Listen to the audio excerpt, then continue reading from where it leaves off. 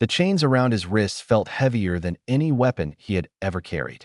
Sergeant Drell Vasori stood before the tribunal, his 4 eyes fixed on the cold metal floor. 3 high commanders sat above him on elevated seats, their gray scales reflecting the harsh lights of the chamber. They wanted answers. They wanted to understand how 40,000 Galoran soldiers had been broken by a handful of human colonists. "Begin your testimony," High Commander Yellows ordered. His voice echoed through the empty chamber like a death sentence. Drell lifted his head slowly. Beside him, Private Nun trembled. The young soldier had aged 10 cycles in the span of 3 days on that cursed world. They both had. "We were told it would be simple," Drell began. His voice was rough, damaged from screaming orders that no one could follow. Riven 7 was a small human colony. 3,000 civilians. Farmers. Families. Our intelligence said they had no heavy weapons. No warships. No military presence worth mentioning. Yellows leaned forward. "And yet you lost." "We did not lose, High Commander." Drell met his gaze. "We were hunted." The tribunal shifted uncomfortably. This was not the answer they expected. "Explain," Yellows demanded. Drell closed his eyes and let the memories return. The dropship had descended through Riven 7's atmosphere on a clear morning. He remembered looking out the viewport at the green forests and golden fields below. It looked peaceful. It looked easy. His platoon had been eager. 50 soldiers, all veterans of the border campaigns. They had conquered 12 worlds together. They had never known defeat. When they landed outside the main settlement, they expected resistance. They expected fear. They expected the humans to run or surrender. They found nothing. The settlement was empty. Every building stood silent. Doors hung open. Food sat cold on tables. Personal belongings lay scattered as if the owners had simply vanished. But there were no bodies. No signs of struggle. No indication of where 3,000 humans had gone. "They knew we were coming," Drell told the tribunal. "They had time to evacuate their children and elderly. But they did not flee. They chose to stay and fight." "Impossible," one of the commanders interrupted. "Our approach was undetected. We jammed their communications. They could not have known." Drell almost laughed. "Almost. Humans are not like us, Commander. They do not need technology to sense danger. They feel it in their bones. They smell it in the air. They are prey animals that evolved into predators, and they never forgot what it means to be hunted." He continued his account. His platoon had spread out through the settlement, searching for any sign of the colonists. The silence pressed against them like a physical weight. Even the local animals had gone quiet. The world held its breath. Drell found it in one of the smaller homes. A child's toy, soft and worn from years of love. A small stuffed creature with button eyes. Someone had left it behind in their hurry to hide. Or perhaps they had left it on purpose. A message. A warning. "They are still here," Drell had whispered to his squad. "They never left. They are watching us right now." His words proved true within the hour. The first trap took out 3 soldiers before anyone understood what was happening. A simple pit, covered with vegetation, lined with sharpened stakes at the bottom. Primitive. Brutal. Effective. No technology. No energy signatures to detect. Just patience and malice and the knowledge of how to kill. More traps followed. Tripwires that triggered falling logs. Buildings that collapsed when doors were opened. Snares that caught soldiers by their ankles and left them hanging helpless. The humans had turned their entire settlement into a killing ground. "We lost 18 soldiers before we ever saw a single human," Drell told the tribunal. 18. To wooden stakes and falling rocks. Our shields meant nothing. Our armor meant nothing. They did not fight us with weapons. They fought us with their world. Private Nun spoke for the first time, his voice barely a whisper. "We thought we were the hunters. We were wrong." Yellows slammed his fist against the podium. "You are soldiers of the Galoran Empire. You do not fear primitives with sticks and stones." Drell felt the old anger rise in his chest. "Then send more soldiers, High Commander. Send 100,000. Send 1,000,000. It will not matter. Because when the sun set on that first day, we finally saw them. The humans. They came out of the forest like ghosts. They struck fast and disappeared before we could return fire. They killed our officers first. Always the officers. They knew exactly how to break our command structure." He paused, the memory still fresh and terrible. "I saw one of them up close. A female, smaller than any of our soldiers. She killed 3 of my squad with nothing but a blade before vanishing back into the shadows. And she was smiling. The whole time she was killing us, she was smiling. The chamber fell silent. That smile, Drell said quietly. I see it every time I close my eyes. That is what you do not understand about humans. They do not fight because they must. They fight because something inside them enjoys it. War is in their blood, in their history, in their very souls. We awakened something on Riven 7, something that should have been left sleeping. Yellows composed himself. Continue your testimony. Tell us about the bunkers. Drell nodded slowly. The bunkers, where the real nightmare had begun, where 8,000 Galoran soldiers had entered, and less than half had emerged. Very well, he said. But remember, High Commander, you asked for the truth. Do not blame me when it haunts your sleep. Nobody teaches you how to fight shadows. The Galoran Military Academy spends 3 cycles training soldiers for every type of combat. Ship battles, siege warfare, desert campaigns, Arctic survival. But there is no lesson on how to defeat an enemy you cannot see. An enemy that strikes from nowhere and vanishes like smoke. Drell continued his testimony as the tribunal listened in growing unease. By the second day, we had established a forward base at the edge of the forest. Command believed the colonists were hiding somewhere in the trees. They sent scout teams to locate them. He paused.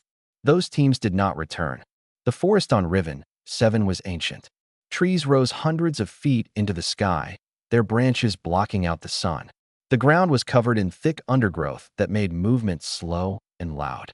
Every step announced their presence. Every snapping twig was a signal to the humans watching from the darkness. Our thermal sensors were useless, Drell explained. Humans run hot. Their body temperature is higher than most species in the galaxy. But they had learned to mask their signatures. They covered themselves in mud. They hid in cold streams. They buried themselves under leaves and waited for hours without moving. Patience. That is another human weapon. Private Nun nodded beside him. The young soldier's hands would not stop shaking. I was with the 3rd patrol, Drell continued. 12 soldiers. We moved in standard formation, covering each other's positions. We had done this 100 times on other worlds. But this was different. The forest felt alive. Hostile. Like it knew we did not belong. The first attack came from above. A human dropped from the trees onto their point soldier. The alien never had time to scream. The human's blade found the gap in his armor, and then the attacker was gone, swinging back up into the branches before anyone could fire a single shot. That is when we learned another terrible truth, Drell said. Humans are climbers. Their ancestors lived in trees before they conquered their world. They can scale vertical surfaces that would be impossible for us. They turned the entire forest into their battlefield. We watched the ground. They attacked from the sky. The patrol tried to retreat. 2 more soldiers fell to unseen attackers. Then the humans revealed their true strategy. They were not trying to kill the entire patrol. They were hurting them, driving them toward a prepared position. The ambush was perfect. Humans emerged from the undergrowth on 3 sides.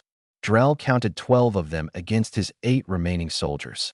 The Galerans had superior numbers, superior weapons, superior armor. It did not matter. They fought like nothing I had ever seen, Drell told the tribunal. They did not stand and exchange fire like civilized soldiers. They moved constantly, rolling, ducking, sliding between cover. And they were fast, so impossibly fast. Our targeting systems could not track them. The firefight lasted less than 3 minutes. When it ended, Drell and 2 others were the only Galerans still breathing. The humans had taken 1 casualty. 1. Against 12 trained soldiers. But the worst part was not the death. It was what came after. The humans did not finish off the wounded. They left them screaming on the forest floor.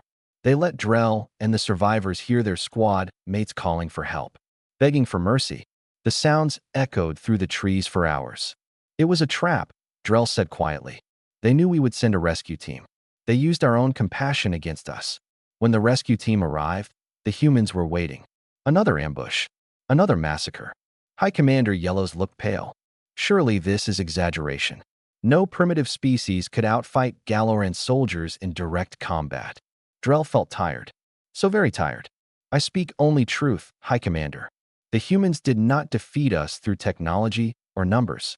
They defeated us because they understood war better than we ever will.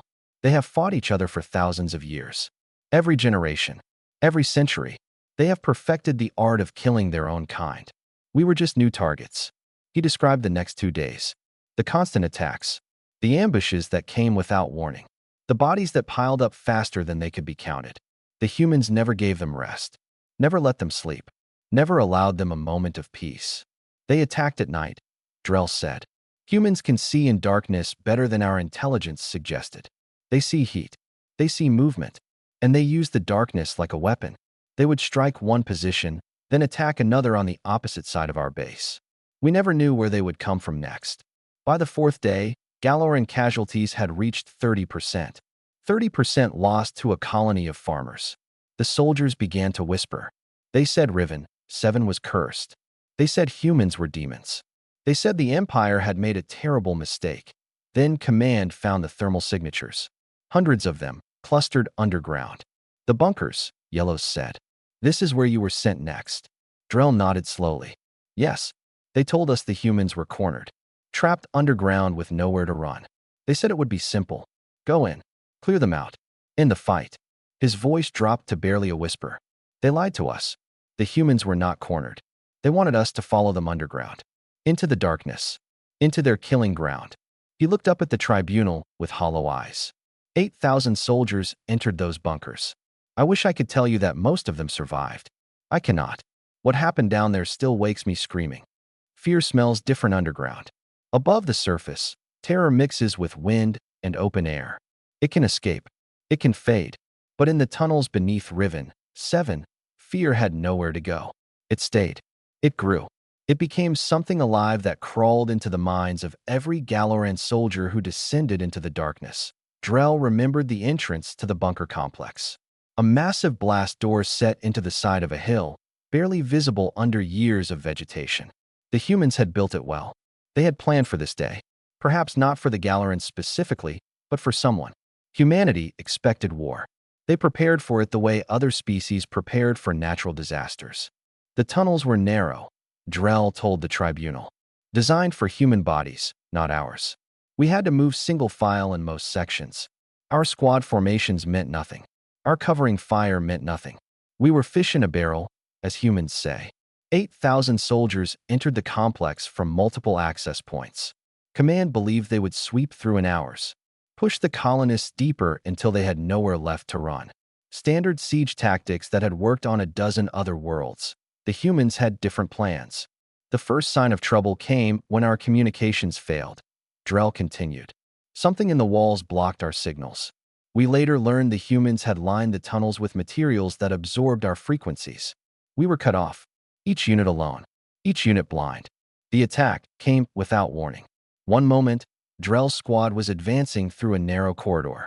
The next, the lights went out. Complete darkness. Then came the sounds. Footsteps. Breathing. The click of weapons being raised. Humans could see in this darkness. Galarans could not. They killed half my squad in the first 30 seconds, Drell said. His voice was flat, emotionless. The only way he could tell this story without breaking. Point blank. Close enough to smell. I could hear them moving between us, choosing their targets. We fired blind and hit nothing but rock. The survivors retreated. They stumbled through corridors they could not see, guided only by the walls beneath their fingers. Behind them, the humans followed. Not attacking, just following, letting the fear build. They understand psychology, Drell explained.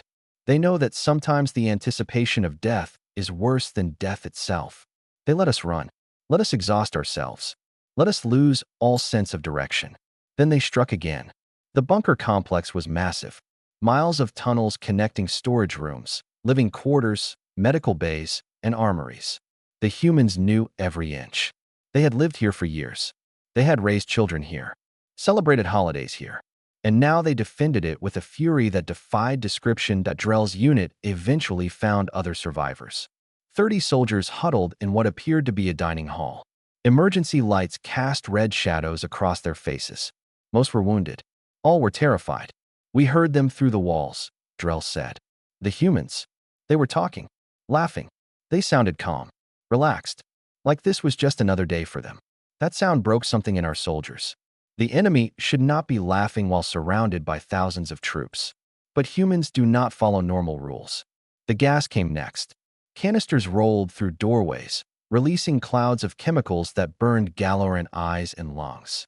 Tear gas, the humans called it, non-lethal to them, agonizing to any species with sensitive sensory organs. Soldiers collapsed, clawing at their faces. Those who could still move fled deeper into the complex. That is what they wanted, Drell realized too late. They were hurting us again, pushing us toward their kill zones. Every room we entered had been prepared. Traps, ambush points, dead ends. They had turned their home into a maze of death. Private Nun found his voice. The children. Tell them about the children. Drell hesitated. This part was the hardest. We encountered a group of civilians during our retreat. Women and children being moved through a side tunnel. One soldier guarded them. A single human male armed with nothing but a rifle and a blade. The Galarans had been ordered to take no prisoners. Kill everyone. Erase the colony from existence. Those were the commands from high orbit. Complete annihilation. We had him outnumbered 12-1. Drell said quietly. He knew he was going to die. There was no escape. No reinforcements coming. Just him against all of us. The human did not run. He did not surrender. He stood in that tunnel and fought. He fought while the children escaped behind him. He fought until his ammunition ran out. Then he fought with his blade. Then with his hands. He killed for Galarans before he finally fell. His last words were in a language I did not understand. But I knew what they meant. He was saying goodbye to his family. Telling them to run. Telling them he loved them. Drell looked up at the tribunal with eyes that had seen too much. That is when I understood. We were not fighting soldiers. We were fighting parents. Protectors. People who would die without hesitation to save their loved ones. There is no defeating an enemy like that. You can kill them, yes, but you cannot break them. You cannot make them fear you more than they love their families. The bunker assault lasted 16 hours. When the surviving Galarans finally retreated to the surface, they had lost nearly half their number. 4,000 soldiers, dead in the dark, killed by farmers and shopkeepers and teachers who refused to let their homes be taken. We emerged into daylight like survivors of a nightmare, Drell said. But the nightmare was not over. It was only beginning.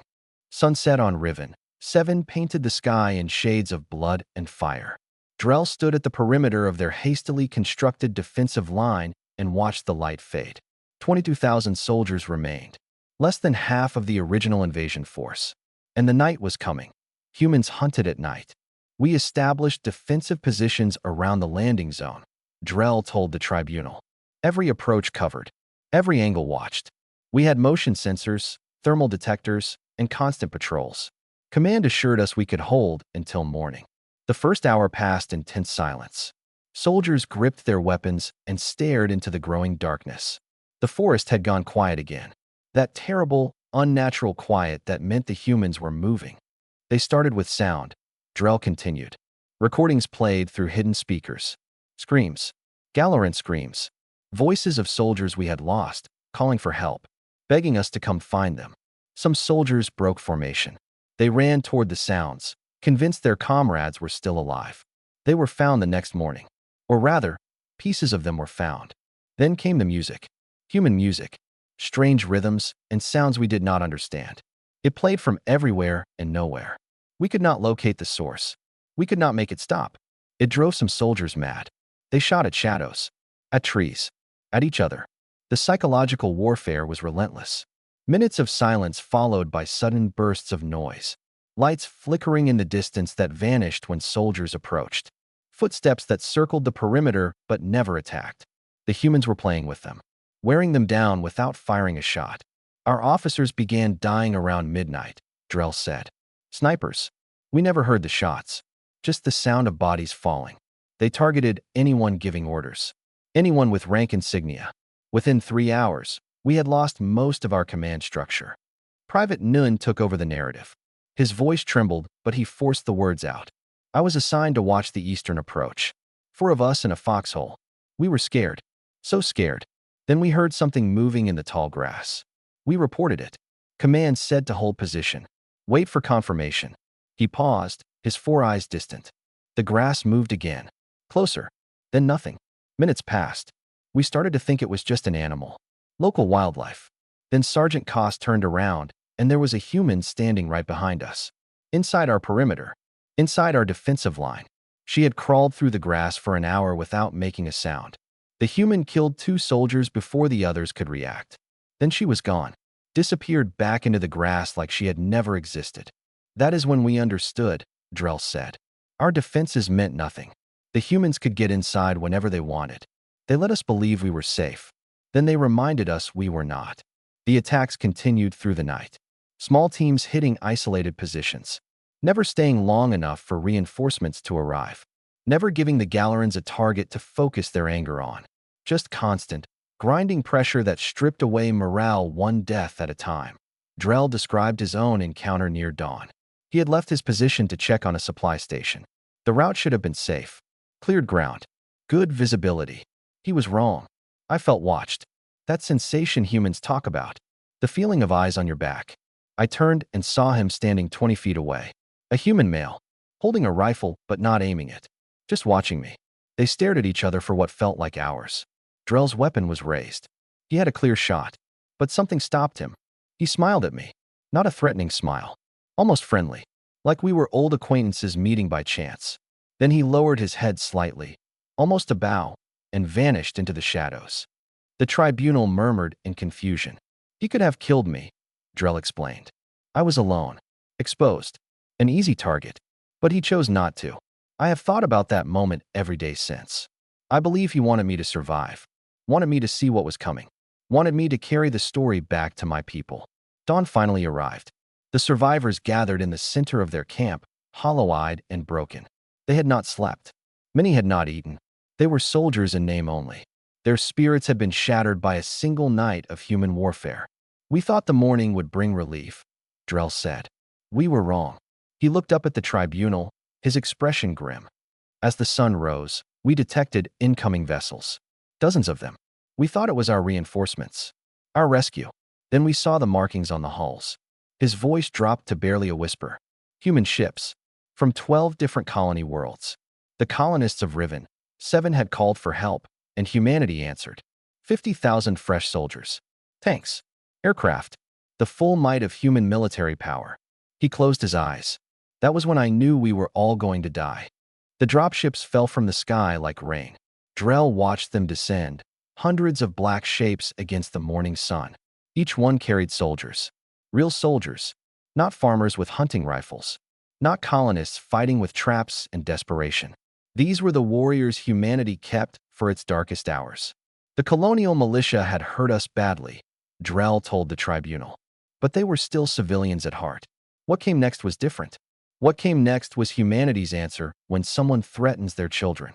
The first wave hit the Galloran defensive line like a hammer. Human soldiers moved with precision that the colonists had not possessed. They advanced in perfect formation, each unit supporting the next. Air support screamed overhead, raining fire on Galloran positions. Tanks rolled across the fields, crushing barricades that had taken hours to build. We tried to fight back, Drell said. We truly did. But we were exhausted. Demoralized. Half our officers were dead. Our troops had not slept in days. And now we faced a fresh army that outnumbered us 3-1. The battle lasted 6 hours. It felt like 6 minutes. Drell described the chaos. Defensive positions overrun. Soldiers fleeing toward the landing zone only to find human troops already there. Communications collapsing as jamming signals blocked every frequency. The screams of the wounded mixing with the thunder of explosions. I saw their commander, Drell said. A human female named Holt. She led from the front, not from behind. She carried the same weapons as her soldiers. Wore the same armor. Faced the same dangers. That is something Galloran officers never do. Commander Holt moved through the battlefield like a force of nature. She was not tall, not imposing, but soldiers followed her without question. When she pointed, they attacked. When she called retreat, they fell back in perfect order. She was the heart of their army, and that heart was made of steel. I watched her kill our general, Drell admitted quietly. He had taken shelter in an armored vehicle. She approached alone, shot out the viewing ports, then climbed on top and dropped a grenade inside. When she walked away, she did not even look back at the explosion. The Gallerans broke, not in one place, but everywhere at once. Soldiers threw down their weapons. Units surrendered en masse. Those who tried to flee were cut off. Those who tried to fight were destroyed. The invasion of Riven 7 ended not with a final stand, but with a complete collapse. Private Nun described the moment they were captured. He and Drell had been cornered in a bombed-out building. 6 human soldiers surrounded them. There was nowhere to run. Nothing to do but wait for death. They did not kill us, Nun said. He still sounded surprised. They pointed their weapons at us and told us to drop ours. When we obeyed, they put restraints on our wrists and led us away. They gave us water, medical treatment for our wounds. They treated us like prisoners, not animals. The tribunal seemed confused by this. What? Yellows demanded. Why show mercy to an invading army? Drell had asked the same question. A human medic had answered while bandaging his injured arm. Because we are not like you, the medic had said. We came here to stop a war, not commit a massacre. You are beaten. There is no honor in killing the defeated. Those words haunted Drell more than any battle. The humans had every right to execute their prisoners. The Galerans would have done exactly that. But humanity chose a different path. They chose mercy. That mercy was more terrifying than any weapon, Drell told the tribunal. Because it showed us something we did not expect. The humans were not monsters. They were not demons. They were people. Good people. People who would kill without hesitation to protect their families, but who would spare a beaten enemy because it was the right thing to do. He paused, letting the weight of his words settle. We invaded their home. We killed their people. We threatened their children. And when they had us at their mercy, they showed us kindness. What kind of species does that? What kind of species can shift from absolute violence to absolute compassion in the span of a heartbeat? The Battle of Riven 7 ended with the complete destruction of the Galaran invasion force. Every ship captured or destroyed. Every soldier killed or taken prisoner. 40,000 troops reduced to nothing in less than a week. They gathered us in an open field. Drell continued. Thousands of prisoners. We expected execution. We expected torture. Instead, their commander addressed us through a translator. Commander Holt had stood before the defeated army without fear. Her words were simple. You came here to destroy our colony. You failed. We are sending you home. Tell your empire what happened here. Tell them what you saw. And tell them this. If they ever threaten human lives again, we will not stop at one world. We will burn a path to your capital and end your empire forever. She had looked directly at Drell when she spoke, as if she knew he would be the one to carry the message. Go home, she said. And remember. Silence filled the tribunal chamber. High Commander Yellows sat motionless, his scales pale with shock. The other commanders exchanged troubled glances. They had expected to hear about human weaknesses, about mistakes that could be exploited in future campaigns. Instead, they had heard a nightmare. Drell stood before them, his chains suddenly feeling less like punishment and more like protection. As long as he was a prisoner, he was safe from what was coming. That is my testimony, he said. The complete truth of what happened on Riven 7. We invaded a human colony. We were destroyed. Yellows found his voice. Your account suggests we should fear these humans. That we should abandon our expansion plans in their territory. Yes, that is unacceptable. The Galaran Empire does not retreat from primitives. Drell almost laughed. The arrogance. The blind, suicidal arrogance that would doom them all. High Commander, I have fought across 40 worlds. I have faced enemies with superior technology, superior numbers, superior tactics. I have never been afraid. He leaned forward. Until Riven 7, humans are not primitives. They are apex predators from a world that tried to kill them every single day.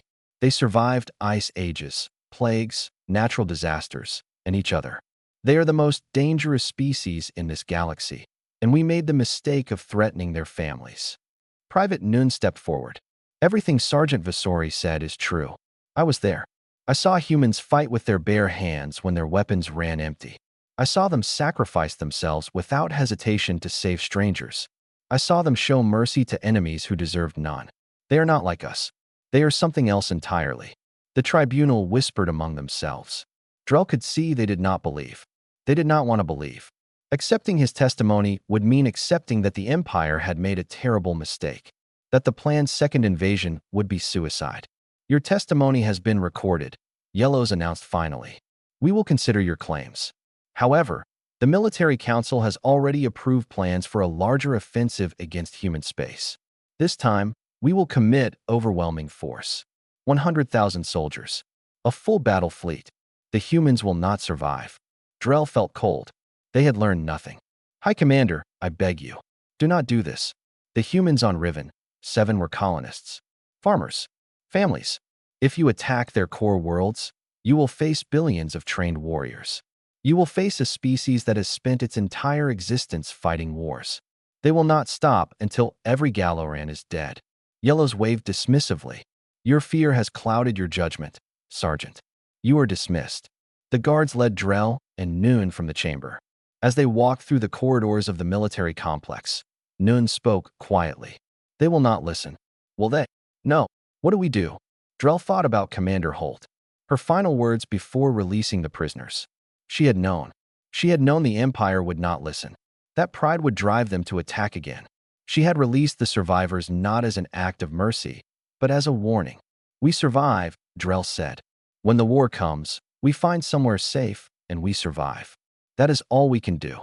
3 cycles later, the Second Human War began. The Empire sent its armada to conquer Earth itself. 100,000 soldiers. 300 warships. The largest military force in Galoran history. The humans were waiting. Drell learned what happened from news broadcasts. The battle lasted 11 days. The Galoran fleet was destroyed completely. Not a single ship escaped. Human counterattacks struck 6 Galoran colony worlds within the following month. The Empire's defensive lines collapsed. Their allies abandoned them. Their economy crumbled. 8 months after the invasion began, the Galoran capital fell. Human soldiers walked through the ruins of the Imperial Palace. The war was over. Drell watched the final broadcast from a refugee shelter on a neutral world. He saw Commander Holt standing before the cameras. Her uniform was dusty. Her face was tired. But her voice was steady. The Galoran Empire chose war. They attacked our people, murdered our families, threatened our children. We responded. This war is now over. Humanity asks nothing but peace. Leave us alone, and we will leave you alone. Threaten our people again, and we will end you. The broadcast ended. Drell sat alone in the darkness, thinking about everything he had seen, everything he had survived. He pulled out a small notebook and began to write. My name is Drell Vasori. I was a sergeant in the Galoran military. I survived the invasion of Riven, 7, and the fall of our empire. I am writing this so that future generations will understand what happened, so they will learn from our mistakes. He paused, choosing his next words carefully. They asked me to describe human soldiers. I will try. Imagine a species that evolved on a death world. A planet of earthquakes, hurricanes, volcanic eruptions, and predators that could kill with a single bite. A species that not only survived, but conquered. They tamed their world. They tamed its most dangerous creatures. They turned wolves into pets and lightning into power. He continued writing through the night. Humans love deeply. They fight fiercely. They protect their own with a fury that cannot be matched. They show mercy to fallen enemies and kindness to strangers. They are walking contradictions, capable of terrible violence and beautiful compassion in the same breath. The final lines came easily. The tribunal did not believe my warning. The Empire paid the price. Now I write this for whoever comes next. For whatever species considers humans easy prey. Learn from us. Learn from me. If you value your civilization, your culture, your very existence, then remember one simple rule. Never threaten human children. Never attack human homes. Never start a war with humanity, because they will finish it.